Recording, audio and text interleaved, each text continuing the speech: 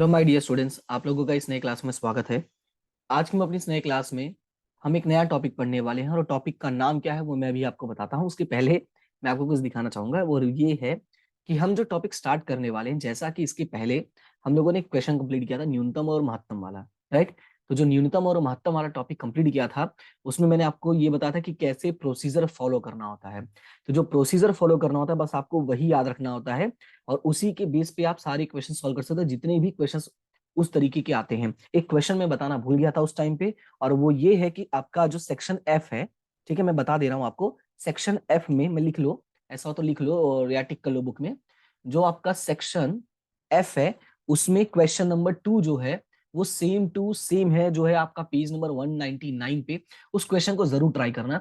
और अगर आप लोगों ने पिछली वाली क्लास नहीं देखी है तो पहले वो क्लास जरूर देखना। इसीलिए मैं ये वीडियो के स्टार्ट में ही बता दे रहा हूँ।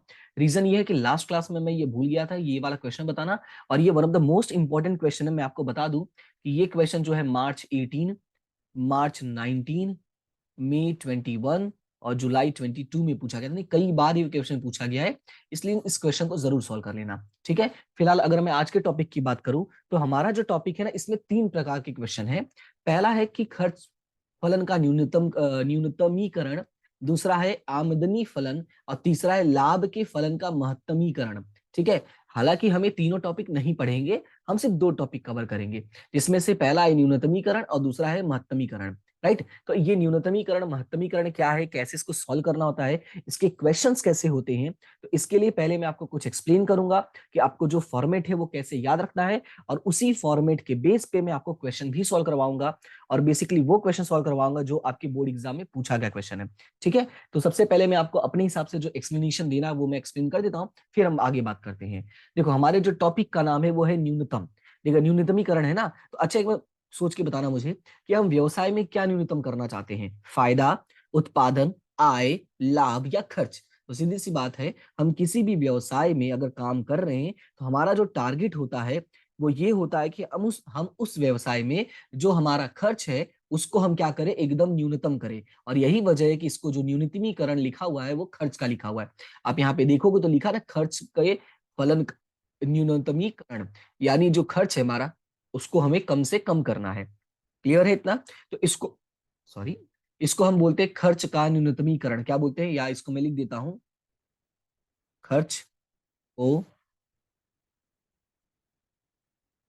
न्यूनतम,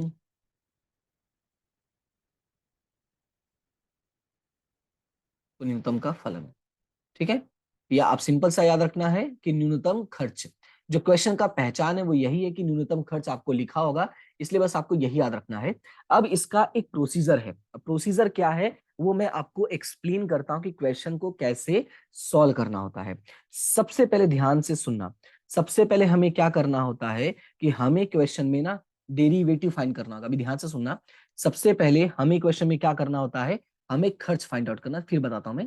सबसे पहले हमें क्या फाइंड आउट करना पड़ता है, खर्च। अब बोलोगे सर ये खर्च क्या होता है, तो खर्च बेसिकली हमें क्वेश्चन में दिया होता है कि खर्च क्या है, उस खर्च का, ध्यान से सुनना, उस खर्च का हमें क्या करना होता है, डेरिवेटिव फाइंड आउट करना होता है।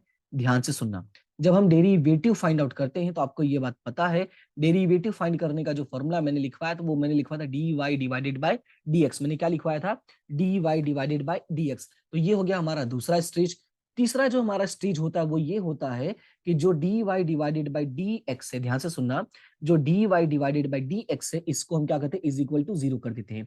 आपको याद होगा तो पिछले क्लास में भी मैंने कुछ इसी तरीके से बताया था। यानी देखा जाए तो आपका जो न्यूनतम फलन और महत्तम फलन है ना, वही सब जगह घूम फिर के आएगा। मैंने आपको ये बात बताया था कि ये जो विकलन का चैप्टर है ये आपको एक स्टैंडर्ड फॉर्मेट देता है, और स्टैंडर्ड फॉर्मेट के बेस पे हम महत्तम आय, ठीक है, न्यूनतम खर्च, महत्तम आमदनी, ये सारी चीजें निकालने की कोशिश करते हैं। तो अभी उसमें से एक टॉपिक ये है, और फॉर्मेट जो है वो सेम है हर जगह। इसका जो फॉर्मेट है वो फिक्स है। फॉर्मेट कहो या प्रमाणिक फॉर्मूला कहो, जो कहना चाहो आप कह सकते हो, ठीक है। तो सबसे पहले हमें क्या निकालना होगा, सबसे पहले हमें ढूंढना होगा कि हमारा खर्च क्या है।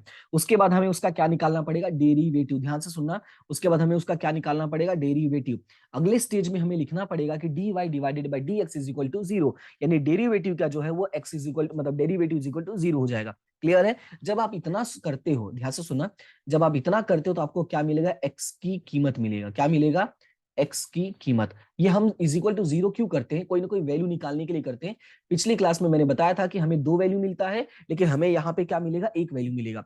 रीजन ये है, दो वैल्यू अगर मिलता भी है तो हमें एक वैल्यू को इग्नोर करना पड़ेगा। रीजन बता देता हूं मैं। हम जानते हैं कि जब भी हम कोई समीकरण सॉल्व करते हैं तो एक आंसर प्लस में आता है तो दूसरा ज्यादातर चांसेस होता है माइनस में आता है, और कभी भी खर्च जो है वो माइनस में नहीं होगा। इसी वजह से हम उसको क्या करेंगे? इग्नोर कर देंगे। इसलिए लिखा हुआ है मैंने कि हमें क्या करना है? एक्स की कीमत को फाइंड करना है। क्लियर है इतना? उसके बाद हमारा जो चौथा स्टेज होगा वो होगा डबल डेरिवेटिव फाइंड करना। क्या होगा?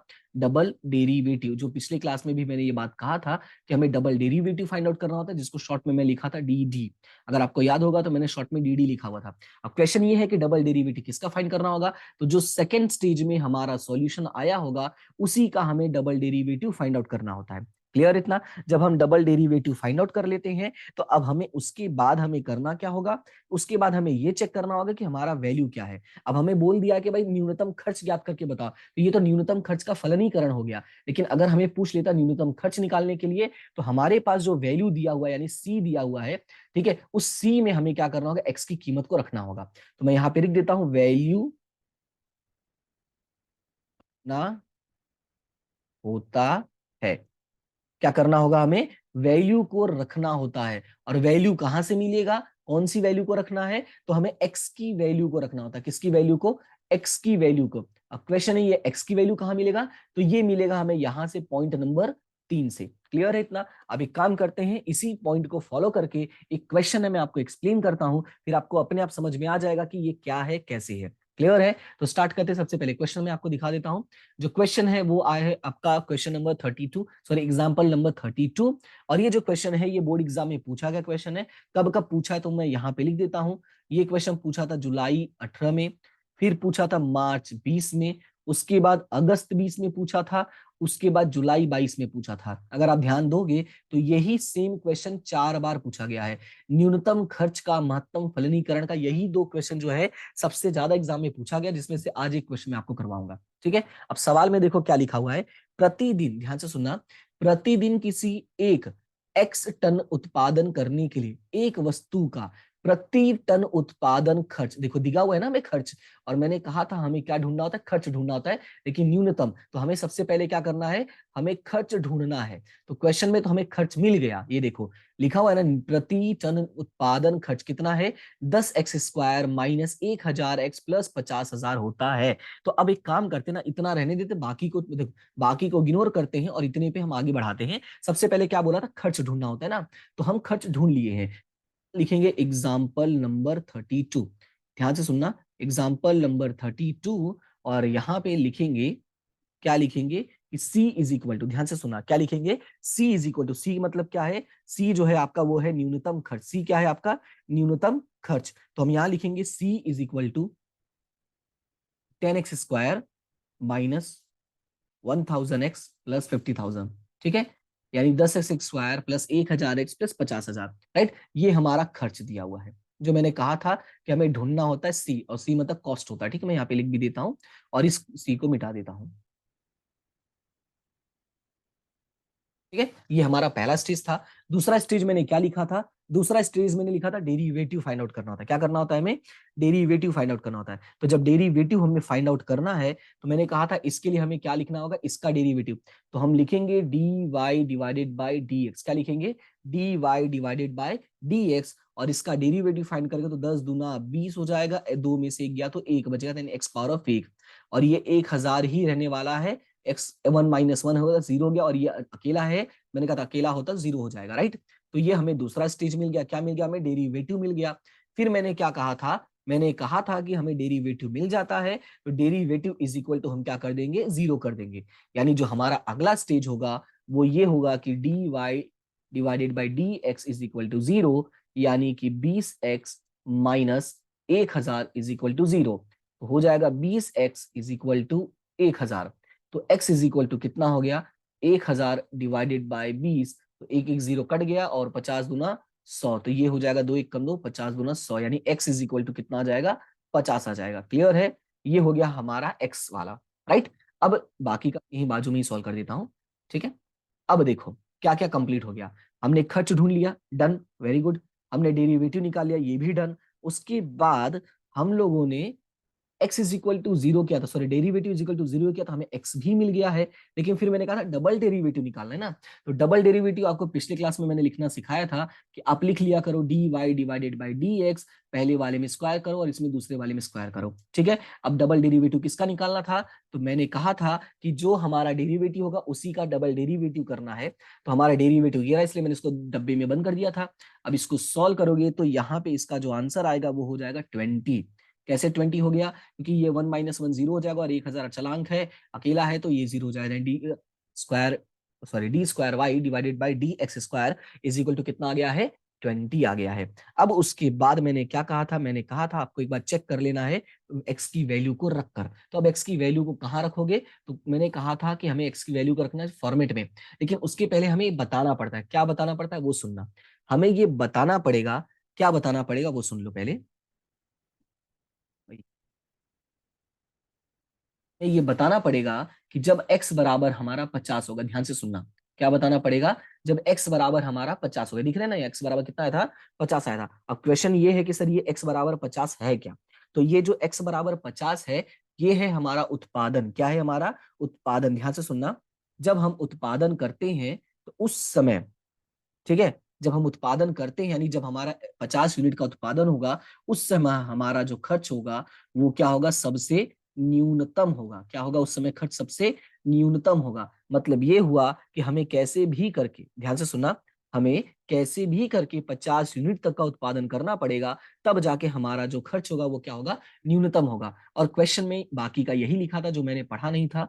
क्या लिखा हुआ था कि कितने टन उत्पादन करने से न्यूनतम होगा, तो मैंने बता दिया वो जो हमारा x is equal to zero करके लिखते हैं उसी में हमें आंसर मिल जाता है। तो ये देखो यहाँ पे मैंने बता दिया है कि x का उत्पादन जो 50 यूनिट तक होगा तो हमारा जो खर्च होगा वो क्या होगा, वो न्यूनतम होगा। ये पहला स्टेज हमारा कंप्लीट, राइट। लेकिन अगर दूसरे स्टेज की बात करते हैं तो दूसरे स्टेज में लिखा था इसके अलावा हमें न्यूनतम खर्च भी ज्ञात करके बताओ। अब एक बात सुन लो, जब भी क्वेश्चन में सिर्फ इतना पूछा रहे कि कितने टन उत्पादन करने से न्यूनतम होगा, खर्च न्यूनतम होगा, जब भी न्यूनतम वर्ड यूज करता है तो ये बात समझ जाना ये किसकी बात करता है, खर्च की बात करता है। क्योंकि किसी भी व्यवसाय में हम खर्च को ही न्यूनतम करना चाहते हैं। तो हमारा जो x इज इक्वल टू 50 आया था और हमने जो डेरिवेटिव निकाला था, हमें बस चेक करके बताना होता है उसको कि भाई ये ऐसा ऐसा है और जो इसकी वैल्यू है जीरो से ज्यादा है। और अभी मैंने पिछले क्लास में बताया था कि जब आंसर प्लस में आता है तो वो न्यूनतम होता है और माइनस में आता है तो वो मैक्सिमम होता है। और यहाँ पे प्लस में आया है यानी इस केस में, कौन से वाले, इस केस में हमारा जो वैल्यू होगा उसको हम कैसे लिखेंगे कि डी स्क्वायर डिवाइडेड बाई सी और डी एक्स स्क्वायर। ध्यान से सुना,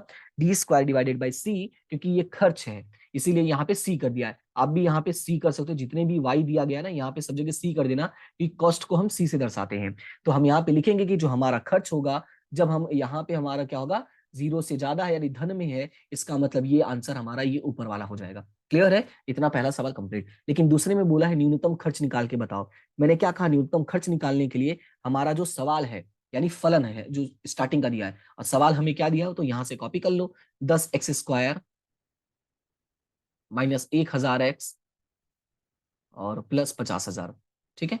ये हमें क्वेश्चन दिया हुआ है। अभी एक क्वेश्चन दिया हुआ है, अब इसी में हमें x की वैल्यू को रखना है। किसकी वैल्यू को, x की वैल्यू को रखना है। तो इससे हमें पता चलेगा कि हमारा जो न्यूनतम खर्च है वो कितना होगा। एक बात तो समझ में आ गया है कि 50 यूनिट का उत्पादन करोगे तो हमारा जो खर्च होगा वो न्यूनतम होगा, लेकिन खर्च कितना होगा वो हमें जानना जरूरी है। तो यहाँ लिखेंगे 10 × 50 का स्क्वायर, फिर लिखेंगे -1000 × 50 प्लस 50,000, ठीक है। अब इसको सॉल्व कैसे करोगे वो देखो, तो 10